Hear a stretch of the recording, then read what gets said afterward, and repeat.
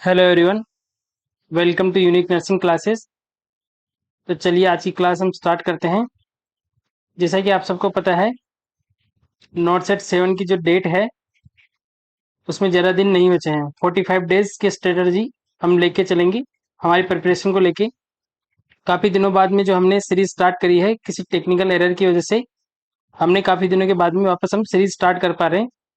तो चलिए आज का क्लास स्टार्ट करने से पहले हम डिस्कस कर लेते हैं कि आने वाले नोट सेट को लेके हमारी क्या स्ट्रेटजी रहेगी और किस तरीके से हम आने वाले नोट सेट की प्रिपरेशन करेंगे। तो बेसिकली नोट सेट 6 को देखते हुए एक पैटर्न डिसाइड किया है हमने।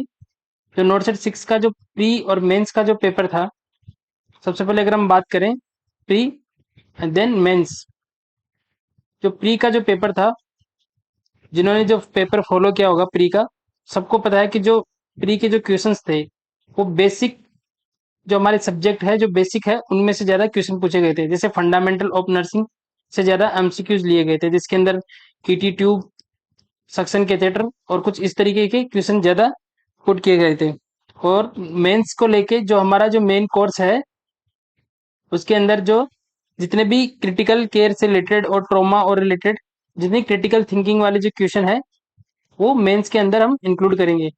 तो सबसे पहले हम जो स्टार्टिंग करेंगे वो हमारे प्री को ध्यान में रखते हुए करेंगे। जितने भी हम स्टार्ट करेंगे नोट सेट सीरीज में, हम कोशिश करेंगे कि जितने भी हमारे जो बेसिक टॉपिक है उनको उनको हम कवर करने की कोशिश करें। तो जो आज की सीरीज हमने स्टार्ट करी है, फर्स्ट नोट सेट 7 प्री के लिए हम फर्स्ट सीरीज स्टार्ट करने जा रहे हैं। तो उसके अंदर हमने जितने भी एमसीक्यूज इंक्लूड किए हैं, हमने कोशिश करी है कि जो प्री का जो पैटर्न था, 06 का जो प्री का पैटर्न था, उसके अकॉर्डिंग ही हमने जो क्वेश्चन प्रैक्टिस और क्वेश्चन जो सीरीज है यहाँ पे तैयार करी है। तो चलिए हम स्टार्ट करते हैं आज की सीरीज।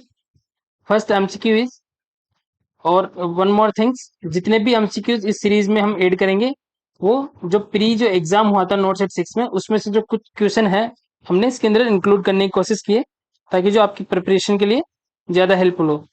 तो चलिए स्टार्ट करते हैं। First MCQ is, which of the following ECG changes seen in the condition of hyperkalemia except? Option A, widen QRS complex. Option B, prolonged PR interval. Option C, inverted P wave. Option D, flat P wave। तो चलिए इसका answer करना है। ECG changes को लेके ESIC, NORCET, जितने भी exam हुए हैं उसमें एक या दो एमसीक्यू हमेशा पूछा जाता है। तो जितने भी आपको ईसीजी चेंजेस है वो इलेक्ट्रोलाइट इम्बैलेंस के अकॉर्डिंग आपको याद होने चाहिए। तो चलिए इसका आंसर करना है आपको। तो correct answer will be option C, inverted T wave. चलिए क्वेश्चन को हम समझने की कोशिश करते हैं। क्वेश्चन में पूछा गया कि हाइपरकेलेमिया की जो कंडीशन है उसके अंदर ईसीजी के अंदर कौन कौन से चेंजेस दिखाई देंगे, एक्सेप्ट। यहाँ पे आप देख पा रहे हैं एक्सेप्ट का मतलब होगा कि कौन सा ऐसा चेंजेस है जो हाइपरकेलेमिया में हमें देखने को नहीं मिलेगा। तो जो इन्वर्टेड टी वेव है वो हाइपरकेलेमिया में हमें देखने को नहीं मिलता है। तो चलिए वन बाय वन इसके बारे में थोड़ा डिस्कस कर लेते हैं। तो जितने भी जो उसके डाउट है हम क्लियर करने की कोशिश करते हैं। सबसे पहले जितने भी इलेक्ट्रोलाइट इम्बैलेंस है किसी भी चेंजेस के अंदर, सबसे ज्यादा जो दो चेंजेस सबसे ज्यादा जो पूछे गए हैं वो पोटेशियम से रिलेटेड पूछे गए, आइदर हाइपरकेलेमिया और आइदर हाइपोकेलेमिया से रिलेटेड। तो चलिए वन बाय वन हम इसके चेंजेस हम डिस्कस कर लेते हैं, क्योंकि जो प्री का जो पेपर हुआ था काफी बेसिक जो क्वेश्चंस पूछे गए थे, तो उसी के अकॉर्डिंग हम प्रिपरेशन करने की कोशिश करेंगे। तो फर्स्ट हम डिस्कस करते हैं हाइपरकेलेमिया। हाइपरकेलेमिया सबको पता है किसको बोलते हैं, जब पोटेशियम का नॉर्मल लेवल ज्यादा हो जाता है नॉर्मल लेवल से, उसको हम हाइपरकेलेमिया बोलेंगे। तो देखते हैं कि इसके अंदर जो है हमें क्या इसी चेंजेस देखने को मिलते हैं। फर्स्ट जो इसका जो हम अगर इंपॉर्टेंस वाइज बात करें जो ज्यादा एग्जाम में पूछा जाता है, जब फर्स्ट जो इसका चेंजेस पूछा जाता है वो पूछा जाता है वाइडन क्यूआरएस कॉम्प्लेक्स। यानी जो क्यूआरएस कॉम्प्लेक्स है वो वाइड हो जाएगा, क्यूआरएस कॉम्प्लेक्स वाइडन। नेक्स्ट हम बात करते हैं हाइपरकेलेमिया के अंदर जो नेक्स्ट चेंजेस हमें देखने को मिलेगा, prolonged PR interval. Prolonged PR interval. तो ये कुछ चेंजेस है, आपको याद रखने हैं, बार बार हर एग्जाम में, वन लाइनर में एग्जाम में क्वेश्चन पूछे जाते हैं। नेक्स्ट हम बात करते हैं टी वेव की। अगर हम देखें तो टी वेव बनेगी toll T wave. And the fourth changes is flat P wave. तो ये चार चेंजेस आपको याद रखने हैं हाइपरकेलेमिया के अंदर, सिंगल एमसीक्यू। और वन मोर थिंग, जब आप नोट सेट 7 की जब प्रिपरेशन करने जा रहे हैं, तो जब हमने नोट सेट 6 के लिए कंप्लीट एक 22 वीडियोस की एक सीरीज हमने ऑलरेडी अपलोड कर रखी है, जो भी आपके नोट सेट प्री और मेंस के लिए बहुत हेल्पफुल है। तो वहां पे जाके आप ये 22 वीडियो देख सकते हैं। काफी हेल्प हेल्प मिलेगी आपको नोट सेट की प्रिपरेशन के रिगार्डिंग। तो चलिए हम इसके बारे में बात करते हैं। हाइपरकेलेमिया में कौन कौन से ईसीजी चेंजेस इंपॉर्टेंट है। स्पेशली अगर मैं बात करूँ तो फर्स्ट और सेकंड जो ज्यादा एग्जाम में पूछे जाते हैं, वाइडन क्यूआरएस कॉम्प्लेक्स और लॉन्ग्ड पीआर इंटरवल, किसमें देखने को मिलता है, हाइपरकेलेमिया के अंदर। नेक्स्ट हम बात करते हैं सेकंड इलेक्ट्रोलाइट इम्बैलेंस, सबसे ज्यादा एग्जाम में पूछा गया है, हाइपोकेलेमिया। हाइपोकेलेमिया की अगर हम बात करें तो कौन कौन से इसी चेंजेस के अंदर हमें देखने को मिलेंगे। तो सबसे जो इंपॉर्टेंट एमसीक्यू इसमें से पूछा गया है वो है प्रोमिनेंट यू वेव। ईसीजी के अंदर हमें जो ये एक एक्स्ट्रा यू वेव देखने को मिलेगी, इसको हम बोलेंगे प्रोमिनेंट यू वेव।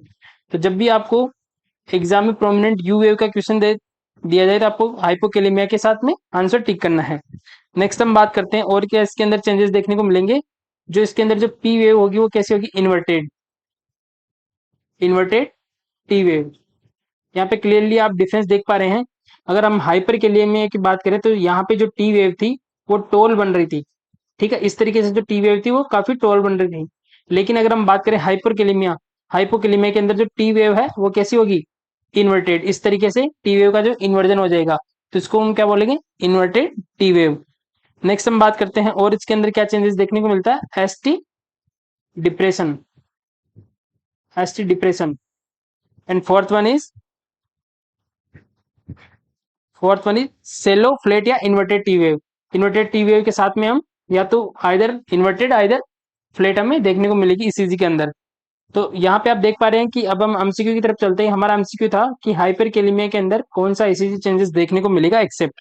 तो यहाँ पे आप देख पा रहे हैं कि ऑप्शन में इन्वर्टेड टी वेव था, और यहाँ पे हमने जो डिस्कस करा है, इन्वर्टेड टी वेव हाइपोकेलेमिया का साइन है, ना कि हाइपरकेलेमिया का। तो करेक्ट आंसर हमारा क्या हो जाएगा, इन्वर्टेड टी वेव, क्योंकि इन्वर्टेड वेव किसमें देखने को मिलेगी, हाइपोकेलेमिया। ये किसका साइन है, हाइपोकेलेमिया का। यानी कि पोटेशियम का लेवल नॉर्मल लेवल से कम हो जाए तो हमें ईसीजी में क्या चेंजेस देखने को मिलेगा, inverted T wave.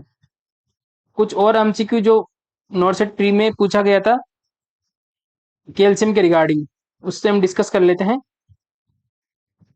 First one हम डिस्कस करते हैं हाइपोकैल्सीमिया। यही नॉर्सेट प्री के अंदर प्रीवियसली एमसीक्यू पूछा गया था, इसलिए हमने इस क्वेश्चन को यहाँ पे इस सीरीज में ऐड किया है। तो इसके अंदर दो इंपॉर्टेंट चेंजेस आपको याद रखना है हाइपोकैल्सीमिया के अंदर। एक होगा आपका प्रोलॉन्ग्ड एस्ट इंटरवल, ठीक है। दोनों चीज आपको याद रखनी है, दोनों इंटरवल जो है इसके अंदर प्रोलॉन्ग्ड हो जाएंगे। एक तो prolonged ST interval and again prolonged QT interval. Very very important, जो एग्जाम पॉइंट ऑफ व्यू से ज्यादा एमसीक्यू पूछा गया है, प्री के अंदर भी पूछा गया था नोट 6 के अंदर, कि प्रोलॉन्ग क्यूटी इंटरवल किसके अंदर देखने को मिलता है, दैट इज हाइपोकैल्सीमिया। तो ये चीज आपको याद रखनी है। दिस इज अगेन एमसीक्यू, याद रखनी है। हम कोशिश करेंगे कि एक क्वेश्चन के अंदर मल्टीपल एमसीक्यू आपके सोल्व करवाने की कोशिश करेंगे। नेक्स्ट हम बात करें, अगर कैल्शियम का लेवल नॉर्मल से ज्यादा होता है तो उसको हम बोलते हैं हाइपर कैल्सीमिया। इसके अंदर कौन कौन से ईसीजी चेंजेस हम नोटिस करेंगे, इसके अंदर जो आपका एसटी सेगमेंट है वो क्या हो जाएगा, शॉर्टन एसटी सेगमेंट।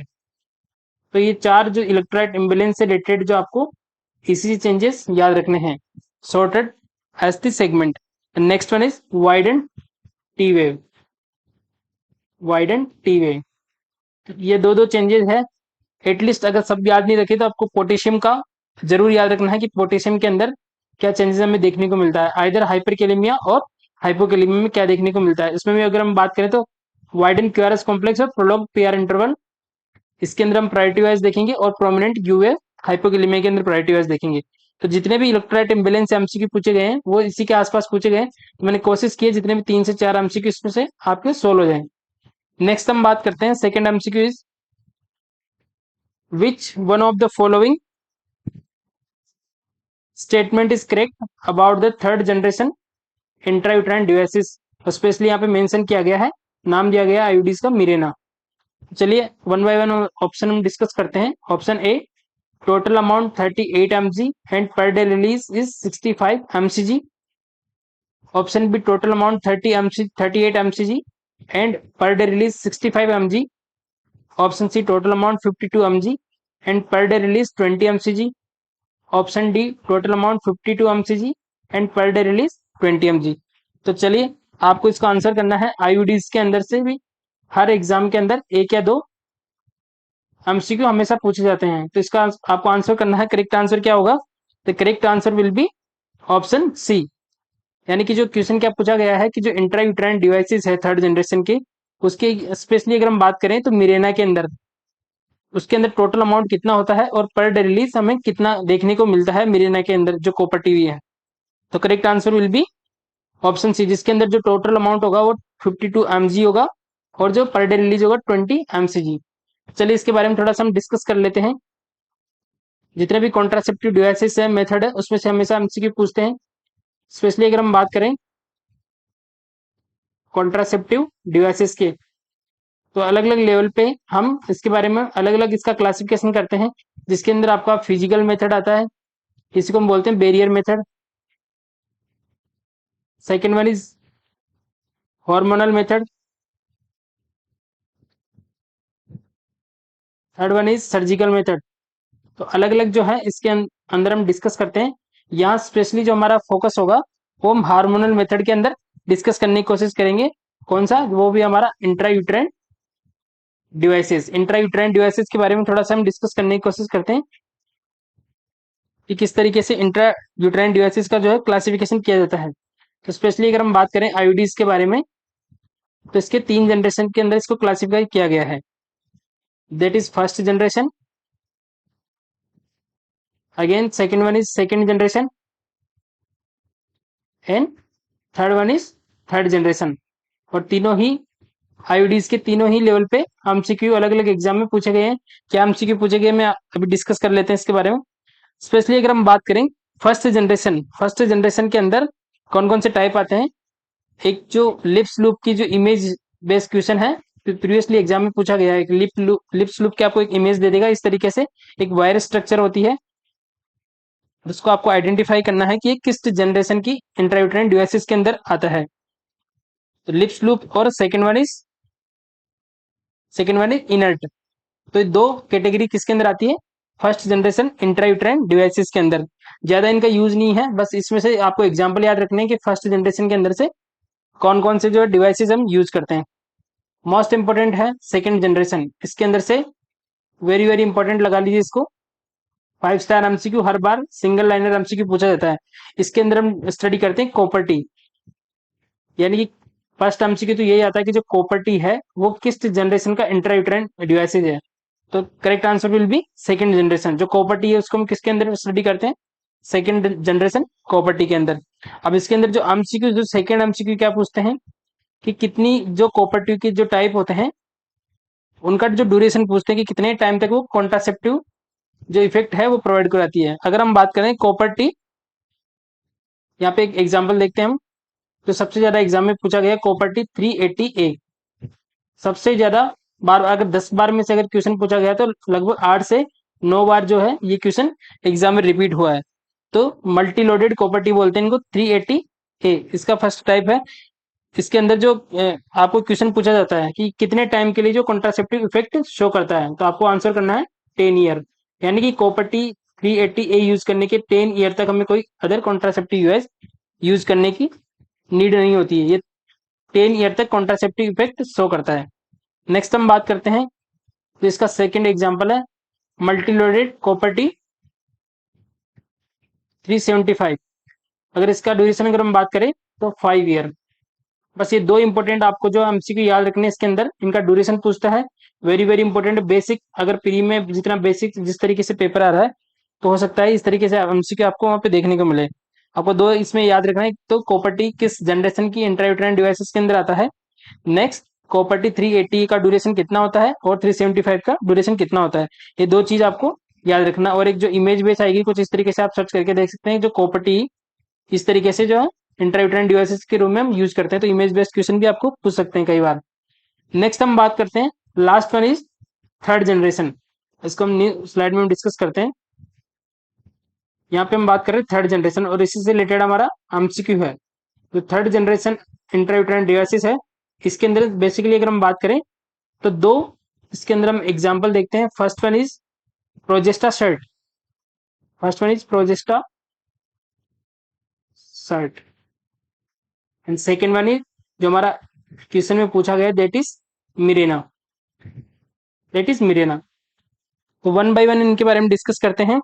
जो प्रोजेस्टा सेट होता है, मेनली जो इसमें से क्या एमसीक्यू पूछते हैं, सबसे पहला एमसीक्यू पूछा जाता है कि जो थर्ड जनरेशन है उसके अंदर कौन कौन से जो है डिवाइसेस या कौन कौन से जो मेथड यूज होते हैं, Progestasert. And second one is Mirena, first MCQ. Then second MCQ इसकी क्वांटिटी और टोटल अमाउंट में से, इसमें से एमसीक्यू पूछा जाता है। तो आपको दोनों की टोटल अमाउंट ऑफ पर डे रिलीज आपको याद रखना है, क्योंकि कई बार एग्जाम में ये पूछा गया है, सीएचओ में भी एग्जाम ये क्वेश्चन रिपीट होता है। तो अगर हम बात करें टोटल अमाउंट की, तो प्रोजेस्टा सेट के अंदर जो टोटल अमाउंट होता है वो कितना होता है, 38 mg। यहाँ पे जो आपको यूनिट पे भी ध्यान रखना है, जो टोटल अमाउंट होगा वो हमेशा mg के अंदर होगा, और जो पर डे रिलीज होगा वो mcg के अंदर होगा। तो अगर हम बात करें पर डे रिलीज के बारे में, प्रोजेस्टा सेट के बारे में, अगर पर डे जो अगर रिलीज की बात करें तो कितना रिलीज करेगा पर डे, 65 mcg।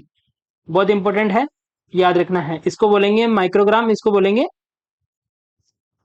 मिलीग्राम, इसको बोलेंगे माइक्रोग्राम, दैट इज मिलीग्राम। आपको कंफ्यूज नहीं होना है यूनिट में, एंड दैट इज माइक्रोग्राम।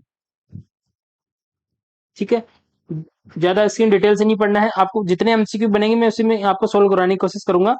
कि थर्ड जनरेशन के अंदर पहला क्या याद रखना है, कौन कौन से एग्जाम्पल आते हैं। सेकंड, कितना प्रोजेस्टा सेट अगर पूछ लेंगे कि प्रोजेस्टा सेट है उसके अंदर टोटल अमाउंट कितना होता है, 38 mg होता है। आपको यूनिट भी याद रखना है, और पर डे रिलीज होगा 35 mcg में। दोनों के यूनिट अलग अलग आपको याद रखना है। और थर्ड एमसीक्यू इसमें से पूछ ले कि इसके अंदर कौन सा कंटेंट होता है, तो प्रोजेस्ट्रॉन के रूप में इसके अंदर कंटेंट प्रेजेंट होता है। ये तीन एमसीक्यू पूछेंगे, इससे ज्यादा आपको इसमें से एमसीक्यू रिपीट नहीं होगा। नेक्स्ट हम बात करते हैं जो हमारा एमसीक्यू है, मिरेना। सबसे पहले इसके अंदर कंटेंट पूछ लेते हैं कि इसके अंदर कौन सा कंटेंट आता है, that is levonorgestrel. One more MCQ जो आपको यहाँ पे ध्यान देना है कि जो प्रोजेस्टा सेट है वो कितने ईयर के लिए इफेक्टिव होता है, दैट इज 1 ईयर।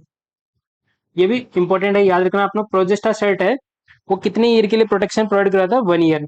और अगर मिरेना की बात करें तो कितने ईयर के लिए प्रोवाइड कराता है, 5 ईयर। ठीक है, मिरेना ज्यादा इफेक्टिव इसलिए इसका एमसीक्यू ज्यादा एग्जाम में पूछा सकता है। दोनों चीजें याद रखनी, इसकी डोज भी याद रखना है। नेक्स्ट हम बात करते हैं टोटल अमाउंट। जो इसका टोटल अमाउंट होता है वो कितना होगा, मिरेना का जो टोटल अमाउंट होगा दैट इज अगेन 52 mg। ये चार जो है आपको, ये डिजिट आपको याद रखने हैं, इसी के बेसिस पे आपको एमसीक्यू सोल्व होगा। और नेक्स्ट हम बात करें पर डे रिलीज, यानी कि हम बात कर रहे हैं जैसे मिरेना की अगर हम बात करें तो उसके अंदर टोटल अमाउंट कितना प्रेजेंट है, 52 mg। और जैसे हम इसको यूज करेंगे तो वो धीरे धीरे पर डे रिलीज 5 साल तक हर दिन कितना रिलीज करेगा, दैट इज 20 mcg। या इसी को हम इस तरीके से लिख देते हैं microgram, that is milligram, that is microgram. तो दोनों चीजें आपको याद रखनी है, कौन सी जनरेशन के अंदर आता है, कौन सा कंटेंट इसके अंदर प्रेजेंट होता है, कितना टोटल अमाउंट होता है, कितना पर डे रिलीज होता है, कितना टोटल अमाउंट मिरेना के अंदर होता है, और कितना पर डे रिलीज होता है, कितने साल के लिए इफेक्टिव होता है। सारे एमसीक्यू है, एक्स्ट्रा हम कुछ भी डिस्कस नहीं करेंगे। कॉपर्टी और थर्ड जनरेशन जितना भी इंटरयूटेराइन डिवाइसेस है, काफी इसका लेंदी टॉपिक है, लेकिन हम वही डिस्कस करेंगे जो एग्जाम पॉइंट ऑफ व्यू से इंपॉर्टेंट है। तो यहाँ पे देख पा रहे हैं 52 mg टोटल अमाउंट और 20 mcg पर डे रिलीज है। चलिए अब एमसीक्यू पे चलते हैं हम।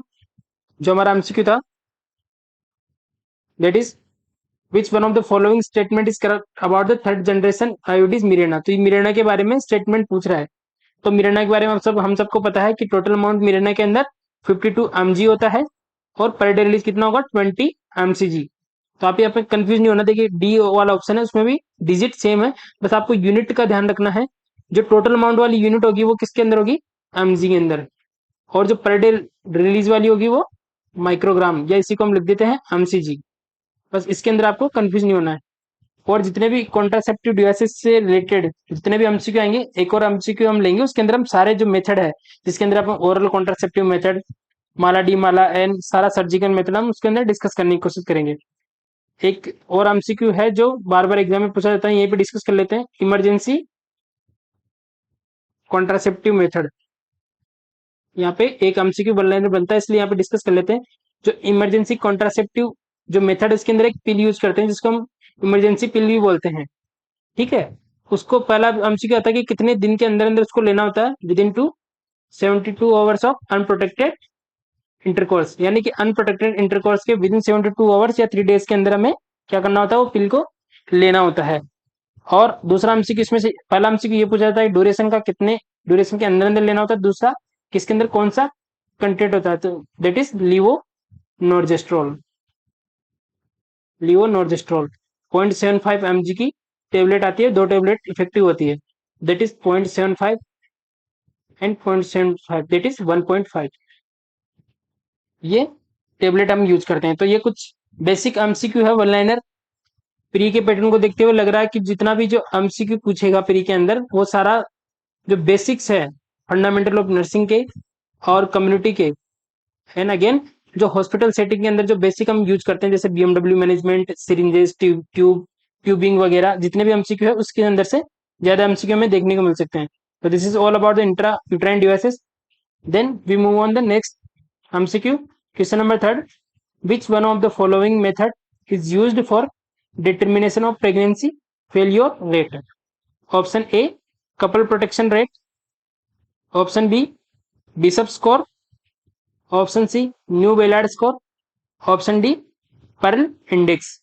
चलिए वन बाय वन इसके बारे में डिस्कस करते हैं। क्वेश्चन पूछा गया है कि हमारी जो प्रेगनेंसी की फेलियर रेट है उसको डिटरमाइन करने के लिए हम कौन सा जो है मेथड यूज कर लेते हैं, that correct answer will be option D, Pearl index. देखिए जितने भी ये चार ऑप्शन दिए हैं उसमें से हमेशा एक वन लाइनर में से चार एमसीक्यू बनते हैं और हर एग्जाम में इनमें से एक एमसीक्यू देखने को मिलता है। तो वन बाय वन हम इसके बात करते हैं। पर्ल इंडेक्स की अगर हम बात करें तो यहाँ पे हमारा जो एमसीक्यू वही इसका जो है किस लिए हम यूज करेंगे, डिटर्मिनेशन ऑफ जो प्रेगनेंसी की फेलियर रेट है, प्रेगनेंसी की फेलियर रेट को हम डिटरमाइन करने के लिए क्या यूज करते हैं, पर्ल इंडेक्स। पहला एमसीक्यू सिर्फ इतना ही पूछेगा इसके अंदर से कि प्रेगनेंसी की जो फेलियर रेट है उसको डिटरमाइन करने के लिए कौन सा जो है हम मेथड यूज करते हैं। नेक्स्ट जो कपल प्रोटेक्शन रेट है, अभी ईएसआईसी के अंदर भी जो रिसेंट एग्जाम है उसके अंदर भी ये पूछा गया था, जो हमेशा ये एमसीक्यू वन लाइनर के अंदर पूछे जाते हैं। नेक्स्ट हम बात करते हैं कपल प्रोटेक्शन रेट। आपको ये याद रखना है ये लाइन, इफेक्टिव ऑफ इफेक्टिवनेस, जो कॉन्ट्रासेप्टिव मेथड हम यूज करते हैं उसकी इफेक्टिवनेस को चेक करने के लिए हम कपल प्रोटेक्शन रेट यूज करते हैं, इफेक्टिवनेस ऑफ कॉन्ट्रासेप्टिव मेथड। ये भी सिंगल एमसीक्यू अभी ईएसआईसी के अंदर ये एमसीक्यू पूछा गया था, तो आपको याद रखना है कॉन्ट्रासेप्टिव मेथड या डिवाइसेस की इफेक्टिवनेस को चेक करने के लिए हम कौन सा मेथड यूज करते हैं, कपल प्रोटेक्शन रेट। नेक्स्ट हम बात करते हैं bishop score, very very important है ये भी। ये जो गेस्टेशनल एज है या प्री टर्म मेच्योरिटी को चेक करने के लिए हम इसका यूज करते हैं, गेस्टेशनल एज, यानी कि जो फीटस या बेबी है उसकी गेस्टेशनल एज को डिटरमाइन करने के लिए हम क्या यूज करते हैं, बिशप स्कोर, और इसी को हम बोलते हैं सर्वाइकल स्कोरिंग। इसका दूसरा नाम भी आपको याद रखना है, दैट इज सर्वाइकल स्कोरिंग। ठीक है, ये याद रखना है। इसके अंदर अलग अलग जो हम मेथड, अलग अलग पैरामीटर, इसके बारे में ऑब्वियस जो प्रीवियसली हमने जो नोट सेट सीरीज ली है जिसके अंदर 1 to 22 वीडियोस है उसके अंदर ऑलरेडी काफी डिटेल में हम डिस्कस कर चुके हैं बिशप स्कोर के बारे में, तो आप वहां जाके देख सकते हैं। तो बिशप स्कोर से रिलेटेड हम ज्यादा यहाँ पे डिस्कस नहीं करेंगे, वन लाइनर याद रखना है। कपल प्रोटेक्शन रेट किसमें यूज होगा, effectiveness of contraceptive method. Bishop score किसमें यूज होगा, gestational age. Then new Ballard score, जो न्यू बेलार्ड स्कोर होता है वो किस लिए यूज होता है, मेच्योरिटी, यानी कि जो न्यूबॉर्न है उसकी मेच्योरिटी चेक करने के लिए हम क्या यूज करते हैं, न्यू बेलार्ड स्कोर।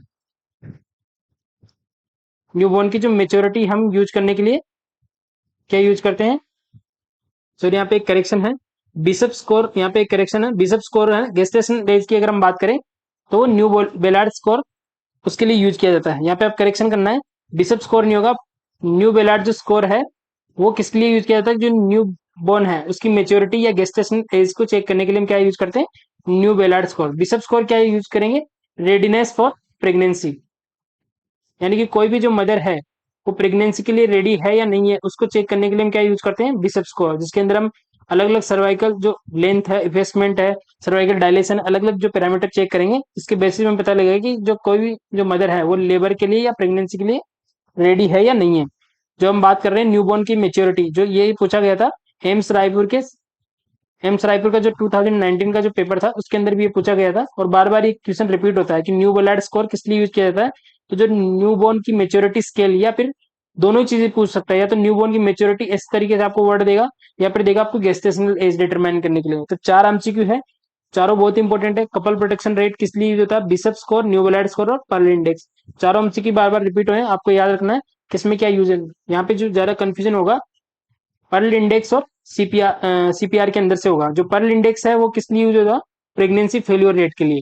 और जो कपल प्रोटेक्शन रेट है वो होगा इफेक्टिवनेस ऑफ कॉन्ट्रासेप्टिव मेथड। तो दोनों थोड़ा सा बेसिक डिफरेंस याद रखना है।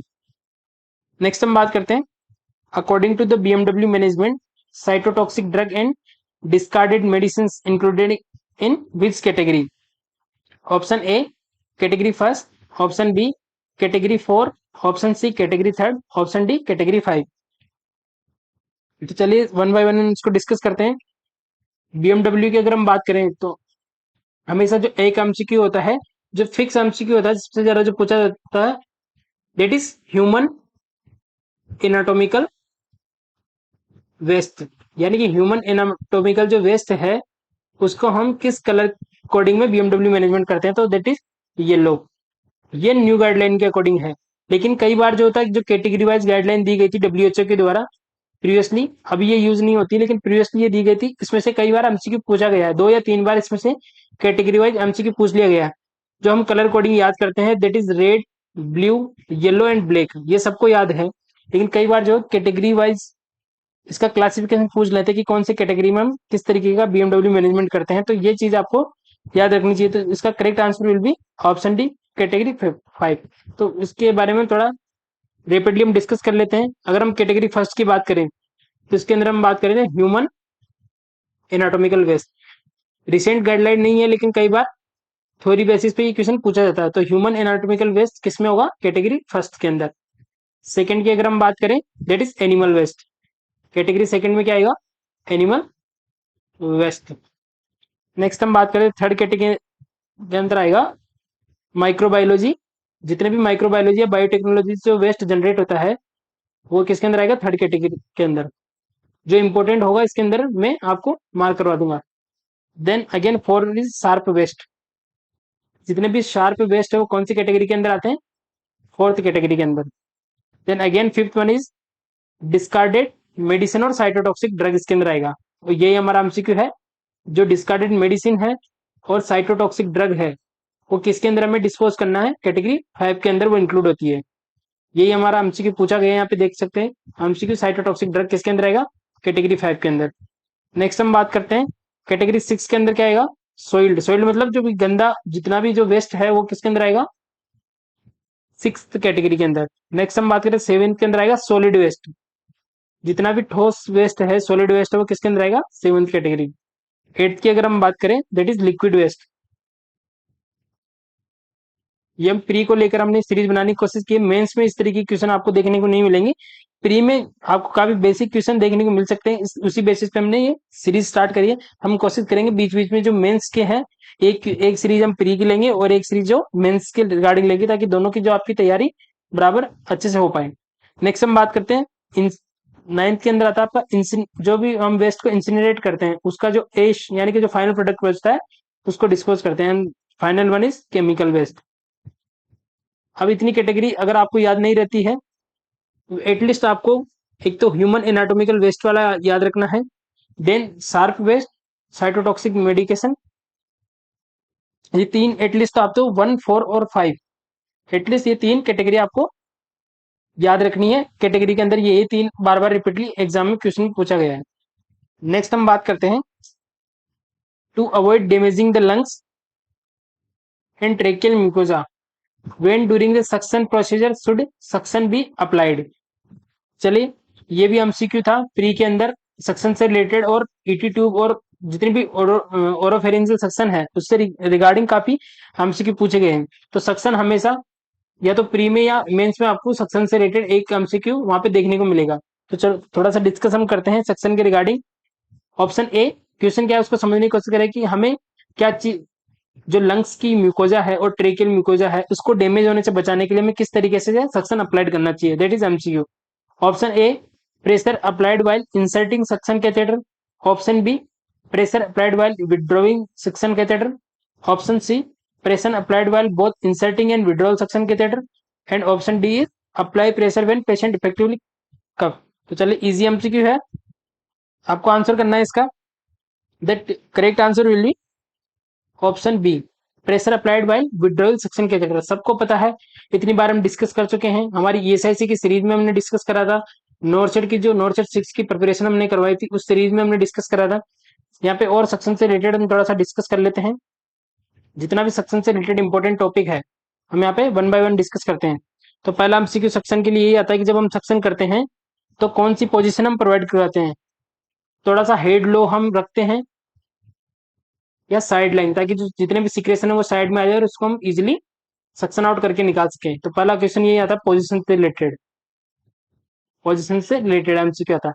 नेक्स्ट अगर हम बात करें, जब हम सक्शनिंग करते हैं न्यूबॉर्न के अंदर, तो हमारा जो सीक्वेंस होता है वो किस तरीके से होता है, that is first, that is second. तो फर्स्ट हमें किससे करना है, माउथ से करना है हमें। ये भी एमसीक्यू नोट सेट में पूछा गया है कि फर्स्ट जो सक्शनिंग करेंगे हम किस तरीके से सक्शनिंग परफॉर्म करेंगे। तो बेबी के अंदर पहले हम क्या करेंगे, माउथ से सक्शनिंग करेंगे, देन सेकंड प्रायोरिटी को देनी है, देन नोज से। अगर हमें दोनों सक्शन करना है तो फर्स्ट हमें किससे करना है, माउथ से, देन सेकंड इज नोज से। नेक्स्ट हम बात करते हैं सक्शन से रिलेटेड और क्या क्वेश्चन आता है, सक्शन प्रेशर। जो लास्ट नोट सेट हुआ था उसके प्री के अंदर काफी ट्यूब और सक्शन कैथेटर की साइज वगैरह काफी पूछे गए थे। तो वन बाय वन हम इसके बारे में डिस्कस करने की कोशिश करेंगे, दैट इज सक्शन प्रेशर।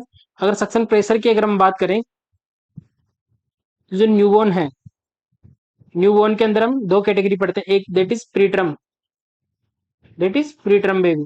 अगर प्री टर्म अगर अगर उसका 37 वीक से पहले डिलीवरी हो गई है, प्री टर्म बेबी है, तो उसका प्रेशर हम कितना रखते हैं, that is 40 to 60 mm of H. Basic information है, याद रखनी है, एटलीस्ट आपको ये पता होना चाहिए। और अगर आप पोस्ट अगर टर्म बेबी है यानी कि 37 वीक से 42 के बीच में हुआ, तो इसका प्रेशर रखेंगे हम 60 to 80 mm of H G. ये इंपॉर्टेंट चीज याद रखना है।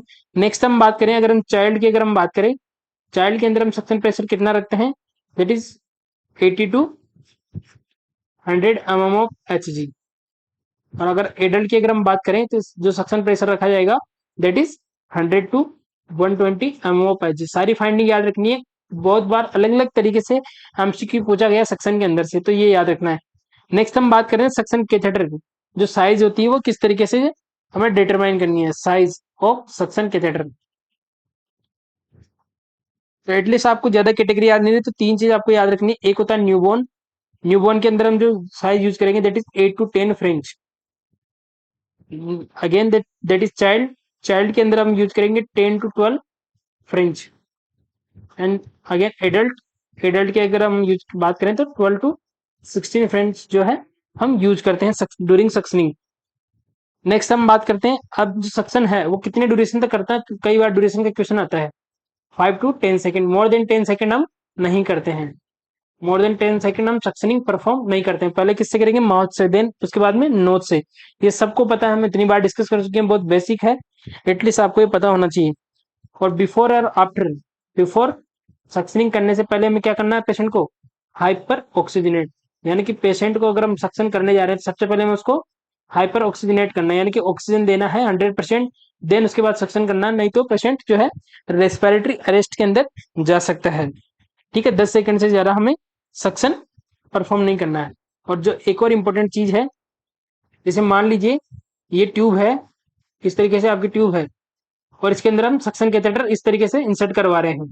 तो जब भी सक्शन कैथेटर इंसर्ट करवा रहे हैं ड्यूरिंग इंसर्शन, यानी कि जब हम सक्शन कैथेटर इंसर्ट करवाते हैं तो जो हमारी सक्शन मशीन है वो क्या होनी चाहिए, सक्शन जो हमारा क्या होना चाहिए, ऑफ होना चाहिए। वेरी वेरी इंपॉर्टेंट है। ठीक है, सक्शन ऑफ होना चाहिए। और जब हम विड्रॉ कर रहे हैं, जब उसको बाहर निकाल रहे हैं, पुल आउट कर रहे हैं, जब हम सक्शन कैथेटर को अगर हम इंसर्ट कर रहे हैं पेशेंट के अंदर, तो सक्शन हमें मशीन बंद रखनी है। और इस तरीके से अगर हमने इंसर्ट करने के बाद सक्शनिंग कर ली और जब वापस इसको पुल आउट कर रहे हैं, तब हमें क्या रखना है, सक्शन मशीन को क्या रखना है, ऑन रखना है। ये दो इंपॉर्टेंट चीज है, याद रखना है। और किस तरीके से हमें सक्शन कैथेटर यहाँ पे यूज करना है, रोटेटिंग मेथड के अंदर, यानी कि इस तरीके से सक्शन कैथेटर है, हम इस तरीके से रोटेटिंग मूवमेंट के अंदर हमें पेशेंट के अंदर इंसर्ट करवाना है ट्यूब के अंदर, तभी हम इफेक्टिवली सक्शन परफॉर्म कर पाएंगे। तो this is the basic information regarding the suction. और भी इसका क्वेश्चन आएगा तो हम इसके बारे में डिटेल से हम स्टडी करने की कोशिश करेंगे। तो यही हमसे पूछा गया है कि to avoid damaging the lungs and tracheal mucosa when during suction procedure. Should suction be applied, किस तरीके से सक्शन अप्लाई करेंगे, तो करेक्ट आंसर क्या हो जाएगा, वन बाय वन डिस्कस करेंगे। Pressure applied while inserting suction catheter, no, हमें जो इंसर्ट जब कर रहे हैं तो उस टाइम हमारा सक्शन मशीन बंद होना चाहिए। सेकंड ऑप्शन हमारा pressure applied while withdrawal suction catheter, ये तो करेक्ट है हमारा स्टेटमेंट। जब भी हम सक्शन कैथेटर को रिमूव करते हैं तो हमारी मशीन जो सक्शन मशीन है वो ऑन रहना चाहिए। Pressure applied while both inserting and withdrawal, both नहीं होना चाहिए, सिर्फ विड्रॉल के टाइम हम ऑन रखते हैं, और कफिंग का उसमें कोई रोल नहीं होता। तो correct answer will B during removal हमें क्या करना है, मशीन को ऑन रखना है। और ये बेसिक जो आपको याद रखना है कि कितना फ्रेंच का कैथेटर हम यूज करते हैं, कितना जो सक्शन प्रेशर है हम यूज करते हैं, कितनी देर तक हम करते हैं, और करने से पहले हमें क्या इंपॉर्टेंट चीज फॉलो करनी है, पेशेंट को जो सेचुरेशन हाइपर ऑक्सीजनेटेड करना है, एसपीओ2 उसका 100% हमें करना है, देन उसके बाद में सक्शन परफॉर्म करना है। एक जो एमसीक्यू जो नोट सेट लेवल पे इसमें से पूछा गया था वो हम डिस्कस कर लेते हैं कि किसी पेशेंट, कोई एक पेशेंट है वो इंट्यूबेटेड है, ठीक है, किस तरीके से क्वेश्चन आएगा, कोई पेशेंट है वो इंट्यूबेटेड है और हमने उसमें सक्शन परफॉर्म किया, ठीक है, उसको सक्शन की नीड थी, हमने सक्शन परफॉर्म किया, तो हमारा सक्शन इफेक्टिव हुआ या नहीं हुआ, ये किस बात से हमें पता लगेगा, ये एमसीक्यू आता है कि हमारे सक्शन की इफेक्टिवनेस कैसे पता होगी। उसमें ऑप्शन थे कि पेशेंट क्या हो जाएगा, पेशेंट की जो हार्ट रेट है वो डिक्रीज हो जाएगी, दूसरा है एसपीओ2 है वो इंक्रीज हो जाएगा, तीसरा है वहां पे बहुत सारा हमें सक्शन जो है वहां पे देखने को मिलेगा, पेशेंट के बहुत सारे सक्शन सिक्रेशन हमें देखने को मिलेंगे, और फोर्थ ऑप्शन इज पेशेंट का जो एयरवे जो साउंड आ रहा था, एयरवे जो साउंड आ रहा था वो क्लियर हो गया है। तो correct answer will B airway sound. जब भी पेशेंट के अंदर जैसे ये ट्यूब है और सिक्रेशन की वजह से ओकल्ट हो रही है यहाँ पे ट्रेकिया, तो यहाँ पे पेशेंट क्या करेगा, ड्यूरिंग इंस्पायरेशन एक्सपायरेशन वहाँ पे अजीब से रेस्पिरेटरी साउंड आएंगे, और वैसे जैसे हम सक्शन परफॉर्म करेंगे तो क्या होगा वहाँ पे वो एयरवे साउंड कम हो जाएंगे। तो इफेक्टिवनेस चेक करने के लिए हम क्या करेंगे, एयरवे साउंड को हम चेक करेंगे कि जो साउंड आ रहे थे सक्शन ओकल्ट होने की वजह से वो बंद हुए नहीं हो, उसके बेस पे हम इफेक्टिवनेस का पता लगा सकते हैं। Next MCQ is question number 6, what should be the chest compression depth in child during CPR. Option A 1/2 of chest depth, option B 2/3 of chest depth, option C 1/3 of chest depth, option D 3/4 of chest depth. तो चलिए discuss करना है CPR में से ESIC NORCET जितने भी exam हुए हैं, बार बार एसजीपीजे सब में एक ही एमसीक्यू पूछा गया था। वो क्या क्वेश्चन पूछा गया था, जो कंप्रेशन है, एक ही क्वेश्चन रिपीट हुआ है, कंप्रेशन और वेंटिलेशन का रेशो पूछा गया है कि कितना रखते हैं, दैट इज 30:2। तो इस तरीके से ऑप्शन आपको अलग अलग कंफ्यूज होते हैं, थोड़ा सा हम डिस्कस कर लेते हैं। यहाँ पे थोड़ा सा अलग क्वेश्चन है, सीपीआर में हमेशा क्वेश्चन पूछते हैं, तो हो सकता है इस बार इस तरीके से क्वेश्चन आपको देखने को मिले। यानी कि जो सीपीआर करते हैं, पेशेंट के अंदर जो सीपीआर करते हैं, तो जो चेस्ट कंप्रेशन हम देते हैं वो कितना डेप्थ तक हमें देना होता है। तो correct answer will be option A, half of chest depth. तो चलिए थोड़ा सीपीआर के बारे में हम डिस्कस कर लेते हैं, किस तरीके से जो है ईएसआईसी के अंदर भी इसमें से हॉल्स के अंदर से क्वेश्चन पूछा गया था। हम बात करते हैं अगर सीपीआर जब परफॉर्म करते हैं, तीन कैटेगरी के अंदर हम बात करेंगे, that is first one is adult, second one is child, and third one is infant. हम इसमें अलग अलग पैरामीटर के अकॉर्डिंग हम बात करते हैं। एडल्ट की अगर हम बात करें तो सबसे पहले हम बात करते हैं पल्स कि जब हम सीपीआर परफॉर्म करने से पहले रेस्पॉन्सिवनेस चेक करने के लिए कौन सी पल्स जो हम यूज करते हैं। अगर हम एडल्ट की बात करें दैट इज कैरोटिड पल्स, हम क्या यूज करेंगे, कैरोटिड पल्स उसके अंदर हम चेक करेंगे। अगर हम चाइल्ड की बात करें तो दैट इज फीमोरल पल्स। बहुत इंपॉर्टेंट है, बहुत बेसिक है, लेकिन कई बार हम इसमें कंफ्यूज हो जाते हैं, कब गलती करते हैं। देट इन्फेंट के अंदर जो हम यूज करेंगे that is brachial pulse, either brachial pulse, और अगर वो ऑप्शन में नहीं है then go for the femoral pulse. तो अब आपको पता चलेगा कि अलग अलग कैटेगरी, अगर हम ये कैटेगरी किसके हिसाब से बोल रहे हैं, अगर एडल्ट में मोर देन 8 ईयर, ठीक है, लेस देन 8 ईयर तो हम उसको चाइल्ड कंसिडर करते हैं। तो हम कौन कौन सी पल्स सीपीआर में किस तरीके से चेक करते हैं, एडल्ट में कैरोटिड पल्स है, चाइल्ड के अंदर आपको सीएफ ऐसे करके याद रखना है, अगर आप कर सकते हैं तो फ्यूमरल पल्स, और इन्फेंट के अंदर जो है ब्रेकिल या फ्यूमरल पल्स हम यूज करते हैं। और सीपीआर में और क्या एमसीक्यू पूछे जाते हैं,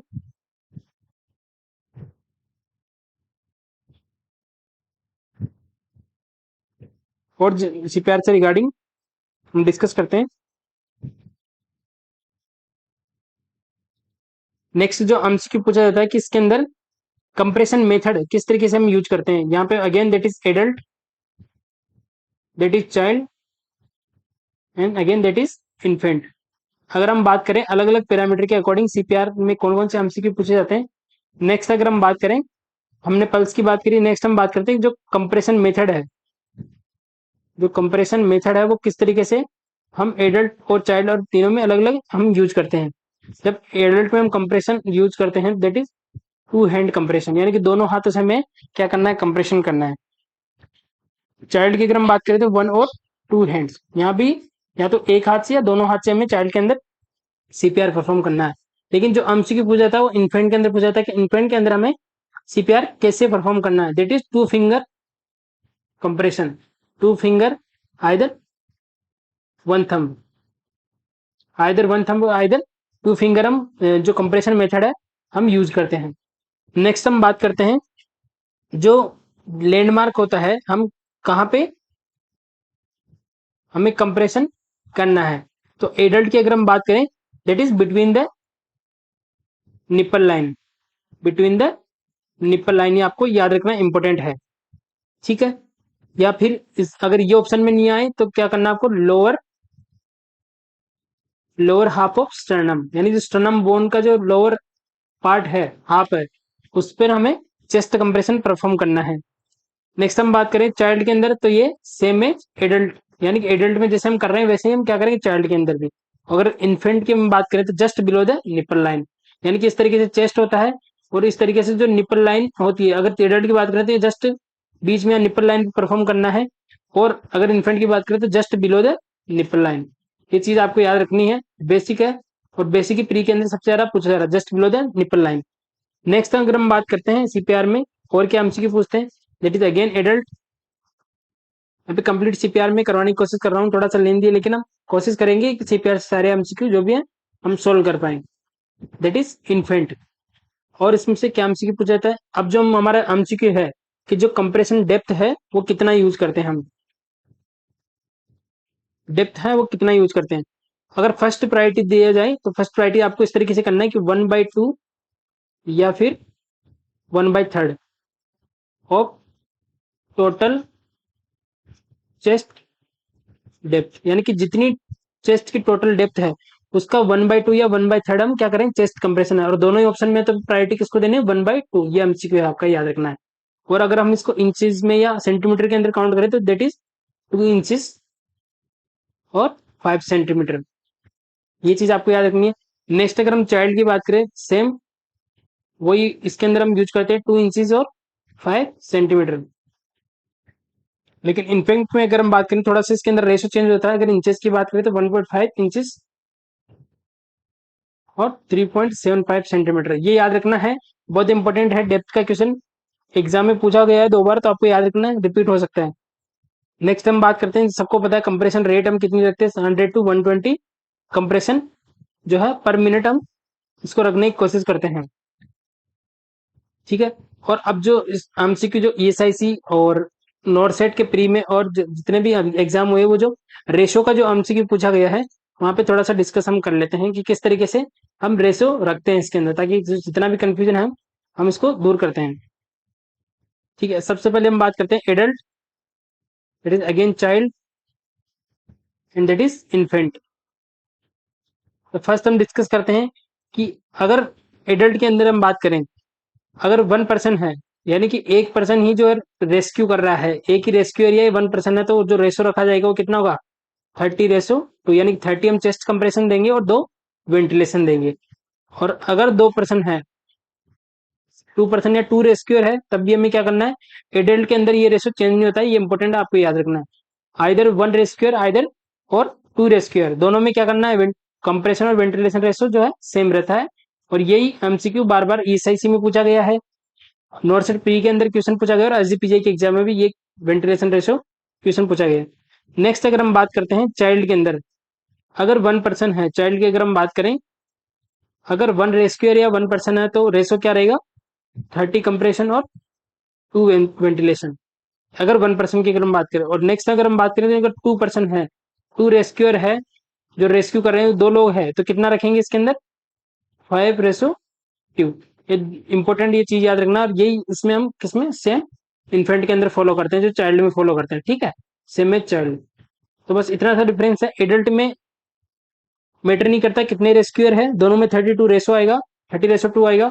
और अगर चाइल्ड और इन्फेंट की बात करें तो 1% है तो 30:2 और 2% है तो 15:2 इसके अंदर हमें देखने को मिलता है। तो कुछ बेसिक थे सीपीआर से रिगार्डिंग जो हमने डिस्कस करने की कोशिश की है। तो हमारा करेक्ट आंसर क्या हो जाएगा? The correct answer will be option A. कि क्वेश्चन क्या पूछा गया, चेस्ट कंप्रेशन में हम कितना डेप्थ तक हम जो है उसको कंप्रेस करते हैं, that is half of chest depth. अगर दोनों ऑप्शन में, अगर ये ऑप्शन में नहीं है, देन करेक्ट आंसर किस हो जाएगा? 1/3 ऑफ चेस्ट डेप्थ।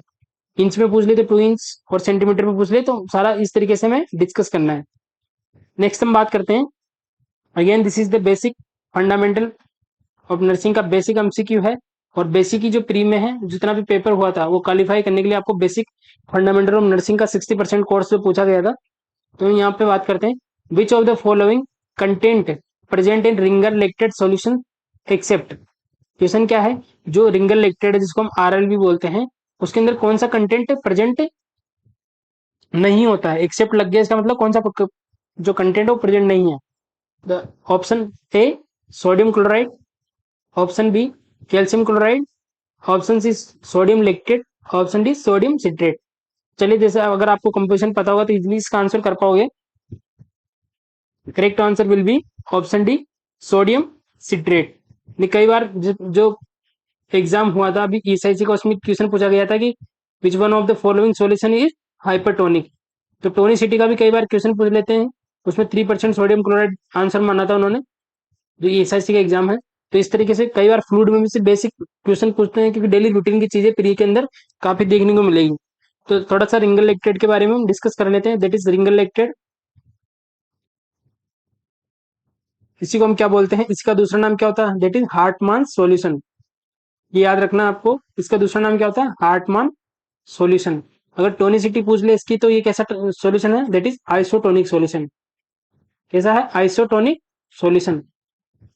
और इसकी अगर हम बात करें तो इसकी कंसंट्रेशन जो अगर पूछ ले तो कितना होता है? That is 274 milli equivalent per litre जो है इसकी टोनिसिटी है, कंसंट्रेशन होती है, ऑस्मोलैरिटी होती है। तो ये आपको याद रखना है। ऑस्मोलैरिटी कई बार पूछ लेते हैं, एनएस की पूछ लेते हैं, अलग अलग पूछ लेते हैं। तो रिंगल लिक्विड की अगर मिली इक्विवेलेंट पर लीटर में पूछे तो 274 है, और अगर मिली मोल पर लीटर में अगर पूछे तो 273 है। अगर हम बात करें इसके कंटेंट के अंदर, कौन कौन से इसके अंदर कंटेंट प्रेजेंट होता है? That is sodium chloride, again that is potassium chloride, calcium chloride and sodium lactate. तो यहाँ पे देख रहे हैं कहीं भी सिट्रेट नहीं आता है। ये जो है सारे कंटेंट किसके अंदर प्रेजेंट होते हैं? आरएल के अंदर। ये आपको याद रखना है, एटलीस्ट एक दे देगा आपको, पूछ लेगा कौन सा कंटेंट आरएल में प्रेजेंट नहीं होता, दैट इज सोडियम सिट्रेट। और क्या हम देखते हैं, रिंगर लेक्टेट हम किसके अंदर यूज करते हैं? बर्न पेशेंट के अंदर हम यूज करते हैं। एसिडोसिस को करेक्ट करने के लिए हम क्या करते हैं? रिंगर लेक्टेट सॉल्यूशन हम यूज करते हैं, स्पेशली ट्रीटमेंट ऑफ किसके अंदर है? ये बर्न पेशेंट के अंदर है। इससे रिगार्डिंग, इससे मिलता जुलता जो एक और जो क्वेश्चन पूछा जाता है, दैट इज ओआरएस का भी कई बार पूछ लेते हैं। तो ओआरएस में आपको ध्यान रखना है सोडियम सिट्रेट का जो है इंक्लूड हम करते हैं। तो बेसिक है, आपको याद रखना है। नेक्स्ट एमसीक्यू की ओर बढ़ते हैं हम। तो करेक्ट आंसर हो जाएगा हमारा सोडियम सिट्रेट। चलिए नेक्स्ट एमसीक्यू की ओर बढ़ते हैं। हाँ, that is very very important. Important क्यों है? क्योंकि प्री के अंदर इससे रिलेटेड 4 एमसीक्यू पूछ लिए थे, 4 या 5 एमसीक्यू केवल साइज से रिलेटेड पूछ लिए थे, either ET tube, either suction catheter side.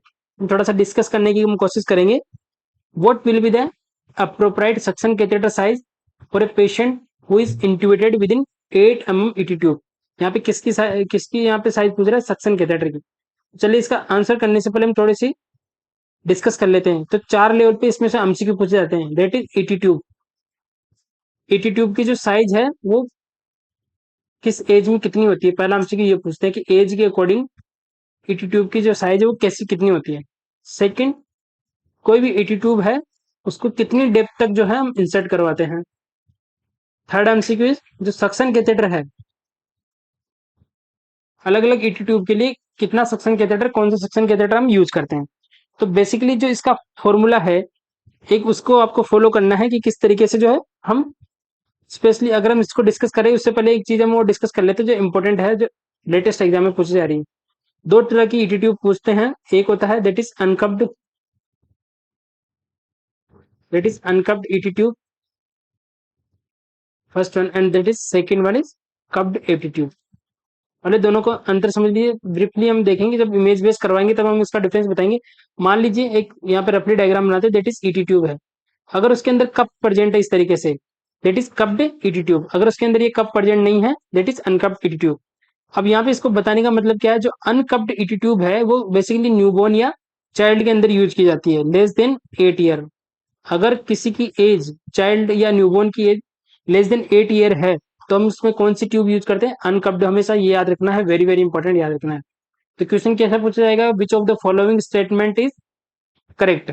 Option A होगा अनकप्ड ट्यूब किसके लिए यूज की जाती है, न्यूबॉर्न के लिए। अनकप्ड ट्यूब अप्रोप्राइट होती है। इस तरीके से आपको चार ऑप्शन देंगे, तो हमेशा आपको क्या करना है, जो अनकप्ड ट्यूब है वो किसके लिए यूज की जाती है, न्यूबॉर्न या जिसकी एज लेस देन 8 ईयर। और ऐसा करने का रीजन क्या है, अनकप्ड के अंदर जो ये बेलून नहीं होता है। अगर हम कप्ड या बेलून वाली ट्यूब अगर हम चाइल्ड के अंदर यूज करते हैं तो क्या होगा, वहां पे जो चाइल्ड की म्यूकोजा है, जो रेस्पिरेटरी ट्रैक की जो म्यूकोजा है वो काफी फ्रेजाइल और सॉफ्ट होती है, और वहां पे नेक्रोसिस देखने को मिल सकता है उस बेलून के इन्फ्लेट करने की वजह से। और काफी टाइम तक वो बेलून इन्फ्लेट रहता है, उसकी वजह से हमें क्या देखने को मिल सकता है, रेस्पिरेटरी म्यूकोजा के अंदर क्या देखने को मिलता है, नेक्रोसिस देखने को मिल सकता है, और रेस्पिरेटरी अरेस्ट में भी जा सकता है। तो हमेशा याद रखना आपको, अनकप्ड ट्यूब किस में यूज की जाती है, लेस देन 8 ईयर के अंदर। और कप्ड ईटी ट्यूब किसके अंदर यूज की जाती है, मोर देन 8 ईयर की जो एज है उसके अंदर हम क्या यूज करते हैं, कप्ड ईटी ट्यूब। ये चीज आपको याद रखनी है। अब इसके अंदर जो फॉर्मूला है वो किस तरीके से हम यूज करते हैं, किस तरीके से हम एज निकालते हैं। स्पेशली अगर हम बात करें, जो प्रीवियसली गाइडलाइन थी वो अलग थी, उसके अंदर हम 3.5 और 4.5 ऐड करते हैं। अब न्यू गाइडलाइन के अकॉर्डिंग इसके अंदर हम बात करते हैं, दैट इज न्यू गाइडलाइन। हम बात करेंगे न्यू, किसी भी एज के अकॉर्डिंग हम कैसे ईटी ट्यूब का जो है रेशो हम निकालते हैं। स्पेशली हम बात करें अनकप्ड ट्यूब, यानी कि हम किसके बारे में बात कर रहे हैं, अनकप्ड ट्यूब की अगर हम बात करें तो ऑटोमेटिकली आपको ध्यान रखना है कि ये लेस देन 8 ईयर के बारे में हम डिस्कस कर रहे हैं। तो अनकप्ड अगर हम बात करें तो उसका कैसे निकालेंगे, एज इन ईयर अपॉन 4+4। तो इस तरीके से ईटी ट्यूब, तो अगर हम एग्जाम्पल के तौर पर देखें कि कोई बेबी है जिसकी एज है 4, तो यहाँ पे आ जाएगा एज इन 4 ईयर अपॉन 4+4। तो 4 से 4 इस तरीके से, तो कितना होगा, 1+4=5। तो हम 4 ईयर के लिए कितनी ट्यूब यूज करते हैं, बेसिकली 5 mm। इस तरीके से आपको इसका फॉर्मूला लगा के निकालना। अगर हम बात करें मोर देन 8 ईयर है चाइल्ड की एज, तो कब ईटी ट्यूब इसके अंदर हम यूज करते हैं। तो इसका फॉर्मूला क्या होगा, इसका फॉर्मूला होता है age in year, age in year upon 4+3। ये चीज आपको याद रखनी है। तो बेसिकली अगर हम इसका एग्जांपल ले, मान लीजिए 12 ईयर का चाइल्ड है, तो 12/4 × 3, तो कितना हो गया, सॉरी +3,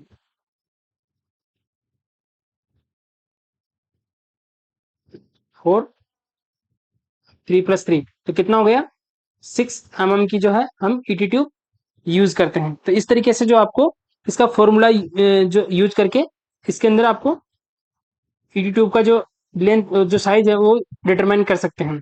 अब नेक्स्ट जो एमसीक्यू आता है, that is ET tube, ET tube depth, यानी कि ईटी ट्यूब को हम कितना डेप्थ जो है इंसर्ट करवाते हैं।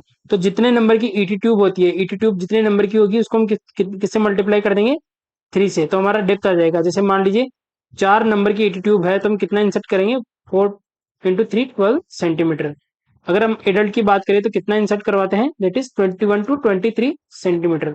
तो कुछ बेसिक सी फॉर्मूलाज है जिसके बेसिस पे जो है ईटी ट्यूब का जो है मेजरमेंट कर सकते हैं। अनकप्ड के लिए अलग होता है, दैट इज कप्ड के लिए अलग होता है। तो दोनों चीजें आपको याद रखनी है। यहाँ पे +4 हम ऐड करते हैं, यहाँ पे +3 ऐड हम करते हैं, 3+3 = 6। इस तरीके से जो हम डिटरमाइन कर सकते हैं कि किस एज में है, ये फॉर्मूला लगा के।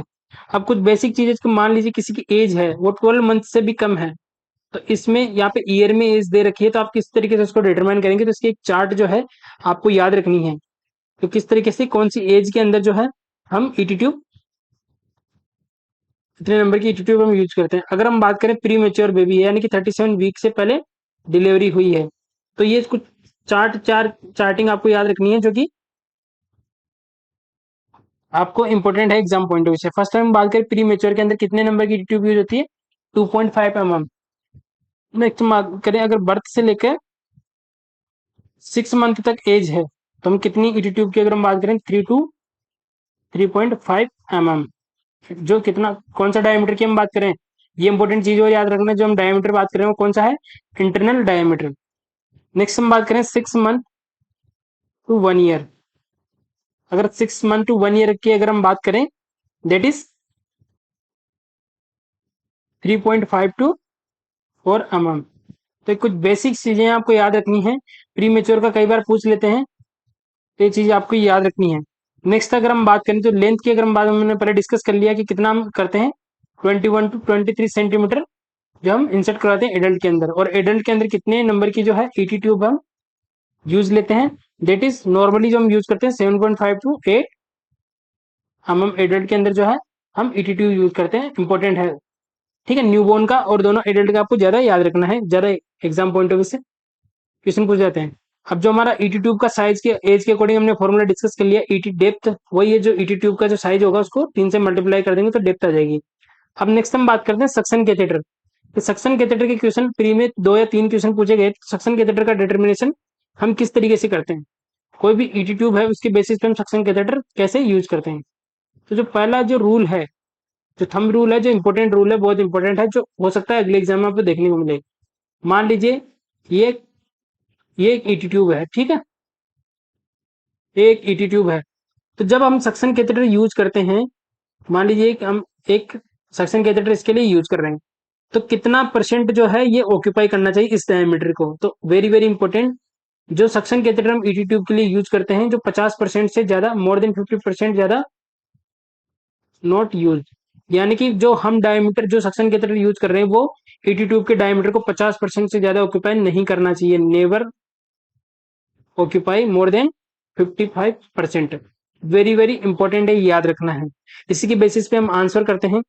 अगर हम सक्शन कैथेटर में निकालना है तो उसका एक फॉर्मूला होता है, दैट इज इंटरनल डायमीटर। जो ईटी ट्यूब का इंटरनल डायमीटर होगा उसको हम क्या करेंगे, 3 से मल्टीप्लाई करेंगे और उसको डिवाइड कर देंगे 2 से।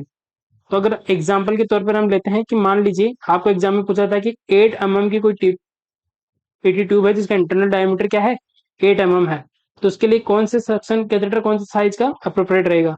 तो इस फॉर्मूले से हम लगा के देखते थे, 8 × 3 / 2, तो ये हो गया 24 / 2, यानी कि 12 फ्रेंच। आंसर क्या हो जाएगा आपका, 12 फ्रेंच। यानी कि जो 8 mm की जो ईटी ट्यूब है उसके लिए हम कितने फ्रेंच का जो कैथेटर यूज करेंगे, 12 फ्रेंच का। ठीक है, ये चीज आपको इंपॉर्टेंट याद रखना है। इस फॉर्मूले से आप क्या निकाल सकते हैं, सक्शन कैथेटर की साइज। ईटी ट्यूब का फॉर्मूला हमने डिस्कस कर ही लिया, जो हमने ये डिस्कस करा था ईटी ट्यूब का फॉर्मूला, जिसके अकॉर्डिंग मान लीजिए कोई 20 years ओल्ड एडल्ट है, तो इसके हिसाब से किस तरीके से हम इसको कैलकुलेट करेंगे, तो 5 + 3 = 8, यानी कि एडल्ट में कितनी mm की ट्यूब आ रही है, 8 mm की। और यही हमने डिस्कस करा था कि जो अगर हम एडल्ट की बात करते हैं कितनी यूज करते हैं, यानी कि हमारा फॉर्मूला ऑथेंटिक है, 7.5 to 8 mm हम एडल्ट के अंदर यूज करते हैं। और अगर हम एज में अगर 1 year से कम है तो इस तरीके से इस चार्ट को आपको फॉलो करके जो है आप ईटी ट्यूब याद रख सकते हैं। तो this is all about the ET tube. आपको जब भी क्वेश्चन पूछा जाए, तो यहाँ पे क्वेश्चन था हमारा 8 mm, तो 8 mm का अगर हम फॉर्मूले से अगर हम सक्शन कैथेटर निकालेंगे, दैट इज 8, ये हमारा फॉर्मूला है। तो इसके हिसाब से 24 / 2, तो ये कितना हो गया आपका 12 फ्रेंच। तो correct answer will be option B, 12 French का जो है सक्शन कैथेटर हम ईटी ट्यूब के अंदर यूज करेंगे। तो तीनों आपके क्लियर हो गए, कौन सी एज के अकॉर्डिंग कौन सी ईटी यूज करते हैं, कितना उसको डेप्थ हम जो है उसको इंसर्ट करवाते हैं, और कितना जो है सक्शन कैथेटर कौन सी ईटी ट्यूब के हिसाब से हम यूज करते हैं। नेक्स्ट हम बात करते हैं, a patient temperature is 104 degree Fahrenheit on basis of temperature patient having which grade of fever। basically this is the question of vital sign। अगर बेसिक पूछेगा तो सबसे पहले किसमें से पूछेगा, वाइटल साइन में। ऑब्वियसली आपको वाइटल साइन पता होना चाहिए, तभी आप इसका आंसर कर पाओगे। तो आपको आंसर करना है कि किसी पेशेंट का टेम्परेचर 104 डिग्री Fahrenheit है, तो वो किस कैटेगरी पायरेक्सिया की किस कैटेगरी के अंदर आता है? Option A mild pyrexia, option B moderate pyrexia, option C high pyrexia, option D hyper pyrexia. Then correct answer will be option B moderate pyrexia. चलिए थोड़ा सा डिस्कस करते हैं। नॉर्मल टेम्परेचर की अगर हम बात करें तो कितना होता है हमारा? 98.6 डिग्री फॉरनाइट में होता है, या अगर सेंटीग्रेड की बात करें 37 डिग्री सेंटीग्रेड के अंदर होता है। तो हम जो फीवर है हम किसको कंसिडर करते हैं? फीवर हम कंसिडर करते हैं कि मोर देन 99 डिग्री फॉरनाइट जो है हमारा टेम्परेचर हो जाए, या फिर 37.2 से अगर ज्यादा हमारा टेम्परेचर आए तो इसको हम क्या बोलते हैं? फीवर। और इसकी अलग अलग कैटेगरी आपको पता होगी तभी आप इसका आंसर कर पाओगे। तो चलिए थोड़ा सा डिस्कस कर लेते हैं इसके अंदर। स्पेशली अगर हम बात करें कुछ कैटेगरी की, स्पेशली हम सबसे पहले हम बात करते हैं हाइपोथर्मिया। हम किसको बोलेंगे? हाइपोथर्मिया, यानी कि टेम्परेचर कम हो जाए, पेशेंट को हाइपोथर्मिया कंडीशन है, तो हम किस कैटेगरी के अंदर आता है? अगर पेशेंट का टेम्परेचर 95 डिग्री फॉरनाइट से कम हो जाए तो इस कंडीशन को हम क्या बोलते हैं? That is hypothermia. नेक्स्ट हम बात करते हैं, अगर पेशेंट का टेम्परेचर 95 टू 98 डिग्री फॉरनाइट है तो इसको हम क्या बोलेंगे? दैट इज सब clinical temperature. Very very important, याद रखना है। सब क्लिनिकल टेम्परेचर किसको बोलेंगे? अगर उसका टेम्परेचर जो है 95 से 98 डिग्री फॉरनाइट के बीच में है। नेक्स्ट हम बात करते हैं, अब फीवर की हम तीन कैटेगरी पढ़ते हैं। That is mild, that is moderate, that is severe, इसको या फिर बोल देते हैं हम हाई पायरेक्सिया, और fourth one is hyper pyrexia. चार कैटेगरी बेसिकली हम पढ़ते हैं, पायरेक्सिया की चार कैटेगरी हम पढ़ते हैं। माइल्ड किसको बोलेंगे? अगर उसका टेम्परेचर जो है वो कितना होगा? 99 टू 100 डिग्री फॉरनाइट है तो उसको हम क्या बोल देंगे? माइल्ड पायरेक्सिया बोल देंगे। मॉडरेट किसको बोलेंगे? अगर उसका टेम्परेचर 100 टू 103 डिग्री फॉरनाइट है तो उसको हम क्या बोल देंगे? Moderate pyrexia. हाई पायरेक्सिया किसको बोलेंगे? 103 टू 105 डिग्री फॉरनाइट है तो उसको हम क्या बोल देंगे? High pyrexia. और हाइपर पायरेक्सिया बोलेंगे अगर उसका temperature more than 105 degree Fahrenheit है तो इसको क्या बोल देंगे? Hyper pyrexia. तो करेक्ट आंसर विल बी 104 है तो किस में आ रहा है वो? हाई फीवर के अंदर। सॉरी यहाँ पे करेक्शन है, 104 है तो मॉडरेट आंसर नहीं होगा, तो correct answer will B high pyrexia. तो इस कैटेगरी के अकॉर्डिंग करेक्ट आंसर क्या होगा? High pyrexia. तो ये आपको कुछ बेसिक्स है जो आपको याद रखने, वाइटल साइन टेम्परेचर के रिगार्डिंग, कि कौन से टेम्परेचर पे जो है किस टाइप के फीवर को हम किस तरीके से क्लासीफाई करते हैं। और भी अगर वाइटल साइन का क्वेश्चन आएगा तो उससे रिलेटेड हम डिस्कस कर लेंगे। वेरी वेरी इंपॉर्टेंट, लास्ट जो है इस सीरीज का हम लास्ट क्वेश्चन डिस्कस कर लेते हैं। और ये जो क्वेश्चन पूछा गया था आपका नॉरसेट 06 के प्री एग्जाम के अंदर, नॉरसेट 06 के प्री की एग्जाम के अंदर क्वेश्चन पूछा गया था। तो जो आज की जो सीरीज है जिसके अंदर हमने 10 क्वेश्चन डिस्कस किए, उसमें से 2 या 3 क्वेश्चन जो है नॉरसेट प्री के अंदर पूछे गए थे, हमने वो इंक्लूड करने की कोशिश की है और उसको एक्सप्लेन करने की कोशिश की है। तो ये वेरी वेरी इंपॉर्टेंट है, बहुत ही अच्छा क्लिनिकल सिग्निफिकेंस का एमसीक्यू है। थोड़ा सा हम डिस्कस कर लेते हैं। क्वेश्चन था, during the clients medical records review what condition can put the client at risk for developing hypokalemia. Question आपको समझ में आ गया? बेसिक से इसका आंसर, इसका जो मतलब है वो है कि कौन सी कंडीशन के अंदर पेशेंट के अंदर हाइपोकैलेमिया की कंडीशन जो है डेवलप हो सकती है। तो वन बाय वन डिस्कस करते हैं। Option A has a history of Addison disease, option B nasogastric suction, option C burn, option D uric acid level of 10.2। Very very important है, आपको पता होना चाहिए, that is basic science, basic mechanism. तो correct answer will be option B nasogastric suction. अब ऐसा क्यों होता है थोड़ा सा हम समझने की कोशिश करेंगे। मान लीजिए आपकी दैट इज योर सेल और that is your blood blood vessels, और इसके अंदर क्या है? H+ आयन, और दैट इज पोटेशियम। सेल के अंदर क्या होता है? That is potassium ion. तो जब भी पेशेंट के अंदर क्या होता है? एसिडोसिस की कंडीशन डेवलप होती है। यानी कि एसिडोसिस हम किसको बोलते हैं? एसिडोसिस हम बोलेंगे ब्लड में जो पीएच है वो कम हो जाए 7.35 से, इसको हम क्या बोलते हैं? एसिडोसिस। और जो आपको पता है पीएच और हाइड्रोजन आयन एक दूसरे के विक्रमानुपाती होते हैं, इस तरीके से अपोजिट प्रोपोर्शनल होते हैं। ठीक है, जितना हाइड्रोजन आयन बढ़ेंगे उतनी पीएच कम होगी। यानी कि एसिडोसिस किसको बोलेंगे? ब्लड के अंदर बहुत सारे हाइड्रोजन आयन बढ़ जाते हैं। अब होता क्या है, यहाँ पे जो पंप होते हैं सेल्स के ऊपर और ब्लड वेसल्स के बीच में, इस तरीके से ये इनको बोलते हैं हाइड्रोजन पोटेशियम पंप। तो जब भी पेशेंट एसिडोसिस की कंडीशन में जाता है, यानी कि पेशेंट के ब्लड में हाइड्रोजन आयन ज्यादा बढ़ गए, तो क्या होगा, ये पंप एक्टिवेट हो जाते हैं, तो हाइड्रोजन आयन सेल के अंदर मूव होने लग जाता है। पोटेशियम क्या करता है, एक्सचेंज के लिए ब्लड के अंदर मूव होने लग जाता है। तो क्या होगा, ब्लड के अंदर पोटेशियम लेवल इंक्रीज हो जाएगा, और कौन सी कंडीशन डेवलप होगी, हाइपर कैलीमिया। ठीक है। नेक्स्ट अगर हम बात करते हैं हाइपोकेलीमिया के अंदर, मान लीजिए सेल है और इसके अंदर H प्लस आयन कम है, तो पोटेशियम का मूवमेंट किस तरफ होने लग जाएगा, अपोजिट मूवमेंट होने लग जाएगा। हाइड्रोजन का आयन इस तरीके से मूवमेंट होने लग जाएगा, तो ब्लड के अंदर क्या हो जाएगा, ब्लड के अंदर अगर पोटेशियम ज्यादा है तो क्या होगा, सेल के अंदर वो ट्रांसफर होने लग जाता है। तो बेसिकली नेजोगेस्ट्रिक सक्शन इसका आंसर क्यों है। जब हम नेजोगेस्ट्रिक सक्शन करते हैं तो पीएच को भी साथ साथ में हम क्या करते हैं, जो HCl है, हाइड्रोक्लोरिक एसिड है, उसको हम क्या करते हैं, सक्शन में सक कर लेते हैं, जिसकी वजह से हाइड्रोजन आयन ब्लड से निकल के हमारी जो गैस्ट्रिक म्यूकोजा है वहां पे ट्रांसफर होते रहते हैं। और जैसे ही ब्लड में हाइड्रोजन आयन कम होता है, उसको मेंटेन करने के लिए जो ब्लड का पोटेशियम है वो एक्सचेंज करने के लिए ब्लड के अंदर आ जाता है, जो सेल का पोटेशियम, और उस ब्लड के अंदर क्या हो जाएगा, पोटेशियम का लेवल ज्यादा हो जाता है। बेसिक सा कॉन्सेप्ट है। हमने सक्शन करा, हाइड्रोक्लोरिक एसिड सक्शन के साथ बाहर चला गया, और जो हाइड्रोक्लोरिक एसिड आयन के हाइड्रोजन आयन भी उसके साथ चले गए। उसको मैनेज करने के लिए क्या हुआ, जो ब्लड का है, ब्लड के अंदर हाइड्रोजन आयन कम हो गई, उसको मैनेज करने के लिए क्या हुआ, जो पोटेशियम है वो निकल के ब्लड वेसल्स के अंदर अगर वहां पे क्या कॉज कर देगा, हाइपर कैलीमिया, हाइपर कैलीमिया वहां पे कॉज कर देगा। तो हम वन बाय वन अगर हम डिस्कस करें, that is Addison disease. Addison disease में क्या होता है, हाइपर कैलीमिया। एडिसन डिजीज क्या है, बेसिकली एड्रिनल ग्लैंड के जो सिक्रेशन है वो कम हो जाएंगे, और बेसिकली एल्डोस्टेरोन का सिक्रेशन कम हो जाएगा, और एल्डोस्टेरोन कम हो जाएगा तो क्या होगा, एल्डोस्टेरोन का काम क्या है, सोडियम का क्या है, रीअब्जॉर्प्शन करना, और पोटेशियम का एक्सक्रीशन करना। तो ये वाला काम रुक जाएगा, पोटेशियम एक्सक्रीट नहीं हो पाएगा, ब्लड के अंदर पोटेशियम बढ़ जाएगा, और इसको हम क्या बोलेंगे, हाइपर कैलीमिया। बर्न के अंदर भी ये सेल है, जैसे बर्न होता है सेल का लाइसिस होता है, और सेल के अंदर भरा हुआ पोटेशियम क्या होता है, बाहर आ जाता है, और उसको हम क्या बोलते हैं, ब्लड के अंदर जैसे ही एक साथ पोटेशियम रिलीज होता है उसको हम बोलते हैं हाइपर कैल्शियमिया, हाइपर कैलीमिया। वैसे यूरिक एसिड क्या करता है, यूरिक एसिड जैसे बढ़ता है वैसे पोटेशियम का लेवल भी साथ साथ ब्लड के अंदर इंक्रीज होने लगता है। तो तीनों ही कंडीशन क्या है, ये हाइपर कैलीमिया को इंडिकेट करती है।